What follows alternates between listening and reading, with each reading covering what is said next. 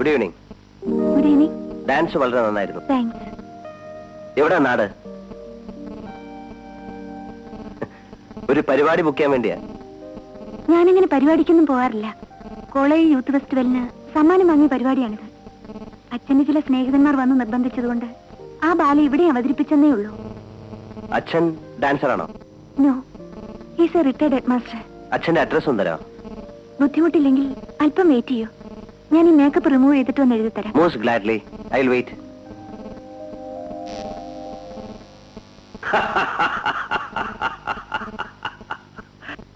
അമ്മാവൻ എന്തിനാ ചിരിക്കുന്നത്? എങ്ങനെ ചിരിക്കാതിരിക്കും എന്റെ അനന്തരവാ. ഭാനു, നീ ഇവൻ പറയണത് കേട്ടോ?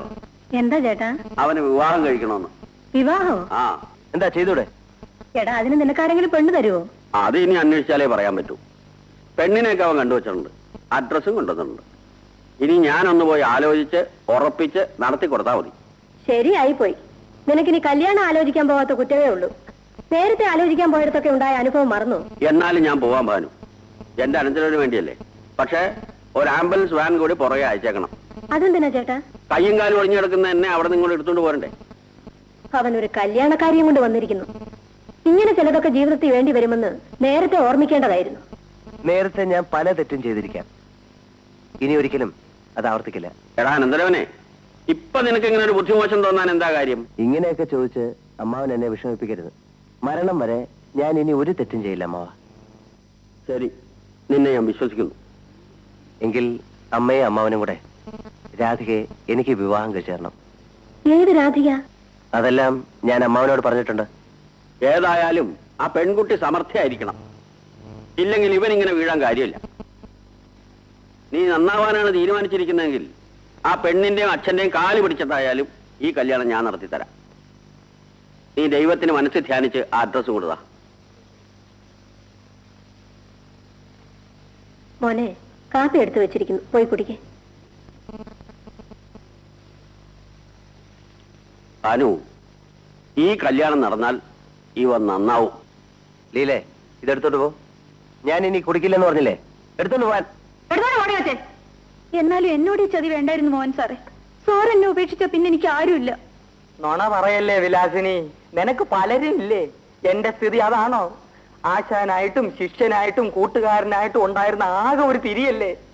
ഈ കടുങ്കൈ കാണിച്ചാ പിന്നെ ഞാൻ വഴിയാധാരമല്ലേ? ഞാൻ എന്ത് ചെയ്തെന്നാ നിങ്ങൾ ഈ പറയുന്നത്? ഒന്നും ചെയ്തില്ലേ, പിന്നെ കല്യാണം ചെയ്യാൻ പോണെന്ന് പറഞ്ഞതോ? എനിക്ക് പിന്നെ കല്യാണം കഴിക്കണ്ടേ? എങ്കിൽ പിന്നെ എന്നെ ഇവിടെ താമസിപ്പിച്ചിരിക്കുന്നത് എന്തിനാ? തൊഴിൽ വെച്ചാണല്ലോ. ഞാനാണോ ഇവിടെ താമസിപ്പിച്ചിരിക്കുന്നത്? താമസിപ്പിച്ചിരിക്കുന്നത് ഞാനാ. എന്നാലും സാറിന് ഇവളോടൊരു പ്രത്യേക മമത ഉണ്ടായിരുന്നല്ലോ. മമത ഉണ്ടായിരുന്നെങ്കിൽ ഞാൻ ഇവൾക്ക് കൈനിറയെ കാശും കൊടുത്തിട്ടുണ്ട്, ഇല്ലേ? അത് നേരാ. മേലാൽ അവിടുന്ന് വന്നിട്ടുണ്ട്, ഇവിടുന്ന് വന്നിട്ടുണ്ട്, പുതിയത് വന്നിട്ടുണ്ടെന്നൊക്കെ പറഞ്ഞേ എനിക്ക് ആളെ വിടരുത്. ഇനിയെങ്കിലും ഞാനൊന്ന് നേർവഴിക്ക് ജീവിച്ചോട്ടെ. ഓ, ഇതെന്റെ അവസാനത്തെ വരവാ. ഇതാ ഇതിരിക്കട്ടെ. എല്ലാ ഇടപാടുകളും തീർത്തിരിക്കുന്നു. വട്ടെ. ഇല്ല, ഞാൻ യാത്ര പറയില്ല. അത് നിന്റെ ഇഷ്ടം. ഞങ്ങൾക്കൊന്നുമില്ലേ? എല്ലാവർക്കും കൂടെ ചേർത്താ കൊടുത്തിരിക്കുന്നത്. അയ്യോ, അപ്പൊ എന്റെ കാര്യം ആശാനെ. നീ പോയി എന്തെങ്കിലും ജോലി ജീവിക്കടാ. എന്നാ ഒരു തമ്പുരു മേടിക്കാനുള്ള കാശെങ്കിലും താ. ഹരിശങ്കര ശിവശങ്കരമാണ് ജീവിച്ചോളാം. ദൈവം നമ്മളെ ചതിക്കൂ ഉത്തമ. Not sure. ഭഗവാനെ, ഈ കല്യാണം ഒന്ന് കലക്കി തരണേ. ഇങ്ങനെയൊക്കെ ആണെങ്കിലും എന്റെ അനന്തരവനെ ഞാൻ സമ്മതിച്ചിരിക്കുന്നു ഭാനു. ഇവനെ നേർവഴിക്ക് കൊണ്ടുവരാൻ ആ പെൺകുട്ടിക്ക് കഴിയും. നേരാണോ ചേട്ടാ? അതേടി, നല്ല കുട്ടി, വീടും വീട്ടുകാരും ഒക്കെ കൊള്ളാം. പിന്നെ സാമ്പത്തികമായി അവർ സ്വല്പം പിന്നാക്കമാണ്. സ്വത്തിന്റെ കാര്യം പോട്ടെ ചേട്ടാ, വേണ്ടതിലേറെ ഇല്ലേ ഇവിടെ?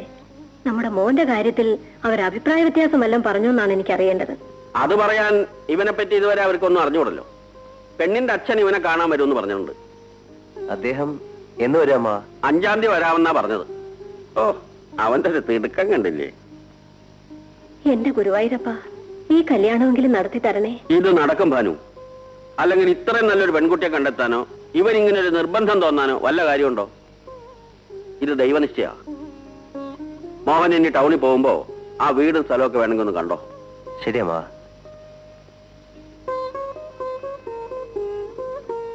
ആ പെൺകൊച്ചും കൂടെ വന്നോട്ടെ ഭാനു. നിന്റെ മോൻ തങ്ക കമ്പി പോലെ ആവും. എന്റെ ദൈവമേ. ഞാനൊരു കാര്യം ചോദിച്ചാ നേര് പറയോ? ചോദിക്കൂ. അന്ന് ഗ്രീൻ റൂമിൽ വെച്ച് ആദ്യമായി എന്നെ കണ്ടപ്പം എന്തോ തോന്നി? വെറുപ്പ് തോന്നിയോ? വെറുപ്പോ? പിന്നെന്താ, ഇഷ്ടം തോന്നിയോ? എന്തിനാ അറിയുന്നേ? എങ്കിൽ എനിക്ക് എന്തോ തോന്നിയെന്ന് പറയട്ടെ. എനിക്കൊരു പുതിയ ജീവിതവുമായി ഒരു ദേവത പ്രത്യക്ഷപ്പെട്ടിരിക്കുന്നു തോന്നി. കളിയാക്കണ്ട. സത്യം, ഇന്നലെ വരെ ഞാനൊരു എരപ്പാളിയായിരുന്നു. ചെയ്യാത്ത കൊലജായ്മകളൊന്നുമില്ല. പക്ഷെ രാധയെ കണ്ടു കഴിഞ്ഞപ്പം ഒരു പുതിയ തേജസ് എന്നിലേക്ക് കടന്നു വന്ന പോലെ തോന്നി. ഇങ്ങനെ മോശം പറയാനാണെങ്കിൽ ഞാൻ പോവാ. മോഹസ്തുതിയല്ല രാധയെ, സത്യം പറഞ്ഞാണ്. ഇതുവരെ ഞാൻ ആരുടെയും നിയന്ത്രണത്തിലല്ലായിരുന്നു. ഇനി മുതൽ എന്നെ നിയന്ത്രിച്ച് നേർവഴിക്ക് കൊണ്ടുപോകേണ്ടത് രാധികയാണ്. എന്റെ നിയന്ത്രണത്തിൽ നിന്നില്ലെങ്കിലോ? അതൊരിക്കലും ഉണ്ടാവില്ല. എത്ര കൊള്ളരുതാത്തവനും ആരെങ്കിലും ഒരാളെ അനുസരിച്ചെന്നിരിക്കും. എന്നെ അനുസരിപ്പിക്കാൻ ജനിച്ചത് രാധികയാണ്. അമ്മ എല്ലാ കാര്യങ്ങളും എന്നോട് പറഞ്ഞു, കുറച്ചൊക്കെ അമ്മാവനും.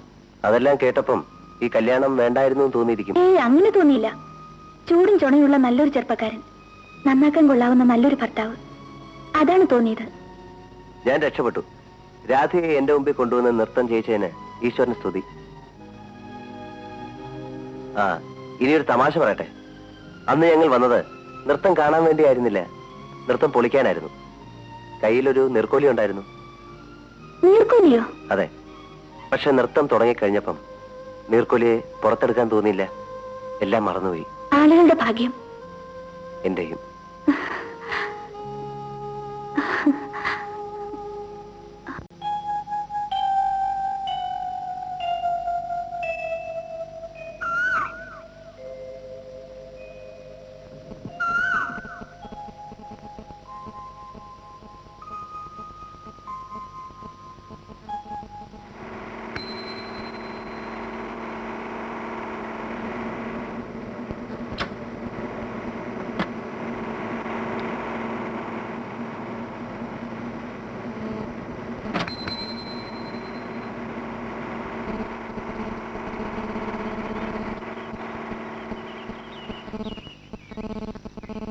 ഈ ഭാനുമതി അമ്മയുടെ വീട് ഇവിടെ അടുത്താണോ?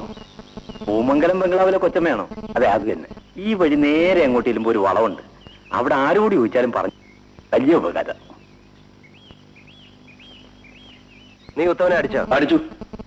എന്തിനാണ് ഇവൻ നിന്നെ അടിച്ച്? അച്ഛനെ ഞാൻ ഇയാളുടെ ഷാപ്പിൽ കയറി അല്പം സ്മാൾ അടിച്ചു. അപ്പൊ കൊടുക്കാൻ പോക്കറ്റ് ദ്രവ്യമില്ലായിരുന്നു. പിന്നെ കൊടുക്കാമെന്ന് പറഞ്ഞപ്പോ ഇയാൾ എന്റെ ചെവുക്കുറ്റിക്ക് ഒരു അടി. നേരാണോ അവൻ പറഞ്ഞേ? കാശ് ചോദിച്ചപ്പോ നിന്റെ തന്തയ്ക്ക് പറഞ്ഞു. തന്തയ്ക്ക് പറഞ്ഞാൽ നീ അടിക്കൂ? അയ്യോ, അയ്യോ. വിലാസിനി, പിടിച്ച് മാറ്റ്, പിടിച്ച് മാറ്റ്, താമസിച്ചേ, പിടിച്ച് മാറ്റ്, പിടിച്ച് മാറ്റ്. അയ്യോ. അച്ഛനെ, അച്ഛനെ കത്തിയെടുക്കല്ലേ, അച്ഛനെ കത്തിയെടുക്കല്ലേ. എന്താ അവിടെ? ഒരു ചെറിയ അടിയാ. അതിവിടെ പതുവാ. ഏതാ ബഹളമുണ്ടാക്കുന്ന പയ്യൻ? പൂമംഗലത്തെയാ. പൂമംഗലത്തെ ഭാനുമതി അമ്മയുടെ മകൻ. ഒന്ന് പറഞ്ഞ് രണ്ടാമത്തേന് കത്തിയെടുക്കും. ആരുടെ കൈകൊണ്ട് എപ്പോഴാ ചാകുക എന്ന് ദൈവത്തിനറിയാം. അച്ഛനെ, അച്ഛനെ കത്തി. പോടാ.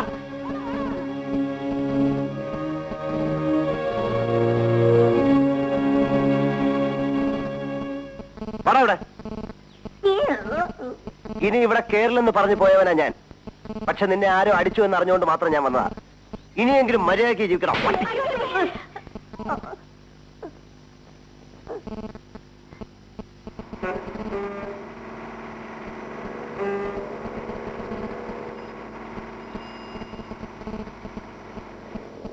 മിസ്റ്റർ ഗോവിന്ദപിള്ളയല്ലേ?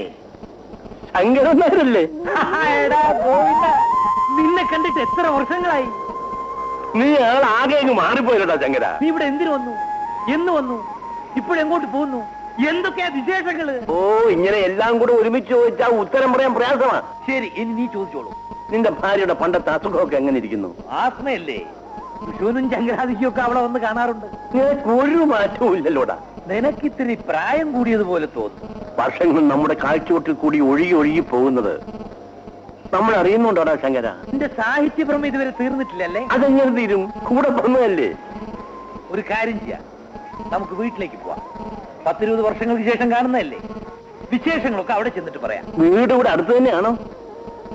അടുത്തല്ലെങ്കിൽ നിന്നെ എടുത്തുകൊണ്ട് പോവാം. പോരെ?